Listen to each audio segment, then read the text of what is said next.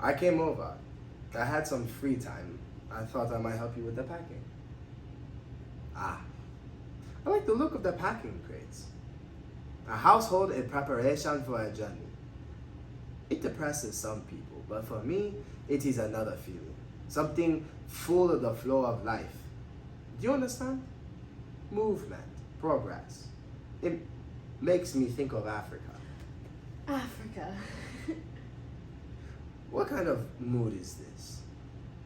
Have I told you how deeply you moved me? He gave away the money, Asagai. Who gave away that money? The insurance money. My brother gave it away. Gave it away? He made an investment with a man even Travis wouldn't have trusted with his most worn-out marbles. And it's gone? Gone. I'm very sorry. And you, now? Me? Me? I'm nothing.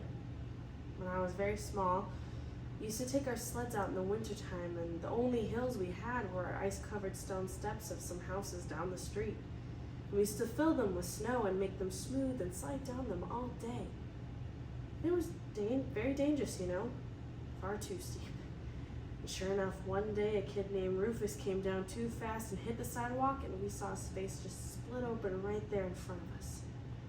And I remember standing there looking at his bloody, open face, thinking that was the end of Rufus. But the ambulance came, and they took him to the hospital, and they fixed the broken bones, and they sewed it all up. And the next time I saw Rufus, he just had a little line down the middle of his face. I never got over that. What? That was one person, or what one person could do for another. Fix him up. Sew up the problem. Make him all right again. That was the most marvelous thing in the world. I wanted to do that. I always thought it was the one concrete thing in the world that a human being could do. Fix up the sick, you know? And make them whole again. This was truly being God. You wanted to be God? No. I wanted to cure. It used to be so important to me. I wanted to cure. It used to matter.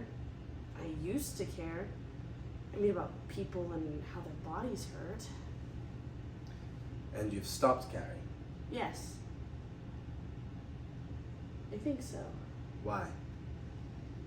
Because it doesn't seem deep enough, close enough to what ails mankind. It was a child's way of seeing things, or an idealist. Children see things very well sometimes. And idealists even better. I know that's what you think. Because you are still where I left off. You with all your talks and dreams about Africa. You still think you can patch up the world.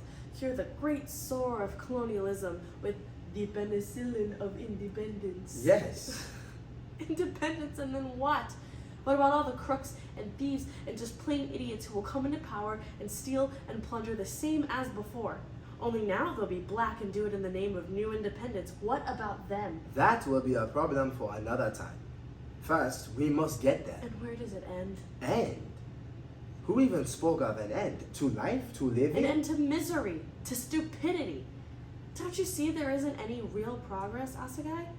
There is only one large circle that we march in, around and around, each of us with our own little picture in front of us, our own little mirage that we think is the future. And that is the mistake. What? What you said about the circle. It isn't a circle, it is simply a long line.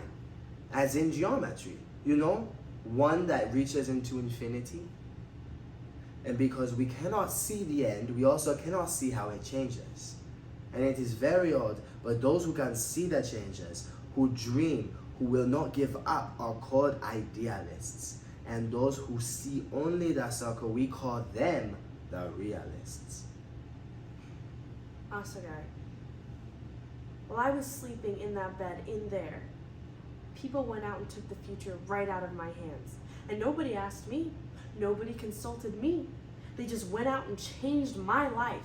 Was it your money? What? Was it your money It he belonged. gave away? It belonged to all of us. But did you earn it?